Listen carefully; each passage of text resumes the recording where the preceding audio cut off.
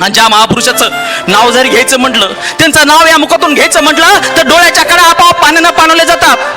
अहो तो आपल्या मृत्यूच्या वेळी सुद्धा सांगत राहिला, अहो आबासाहेब, आबाळ एवढ्या डोळ्यातून मला पाहत असाल हो, पण तुमचं आबाळ एवढं रूप पाहिला माझ्याकडे डोळे उरले नाही हो. आग्र्यावरून सुटताना मोठ्या विश्वासानं तुमचा हात हातात घेऊन म्हणालो होतो की आमची फिकीर करू नका, आम्ही सुखरूप गाडा येऊ, पण ते हातही उरले नाही हो. ज्या मुखानं गायले जगदंब जगदंबचे बोल, ज्या मुखानं घातली साथ तुम्हाला आबासाहेब आबासाहेब, पण ती जीभही उरली नाही हो. पण एक सांगतो आबासाहेब,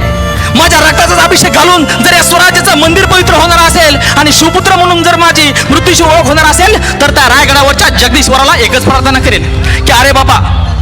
मला या महाराष्ट्राच्या मातीत जन्माला घालताना, मला या महाराष्ट्राच्या मातीची सेवा करत असताना मला एक वेळा नाही, मला हजार हजार वेळा जन्माला घाल, पण ज्या ज्यावेळी मला जन्माला घालशील ना त्या त्यावेळी फक्त आणि फक्त शिवपुत्र म्हणून जन्माला घाल, असे सांगणारे माझे धर्मवीर छत्रपती संभाजीराजे.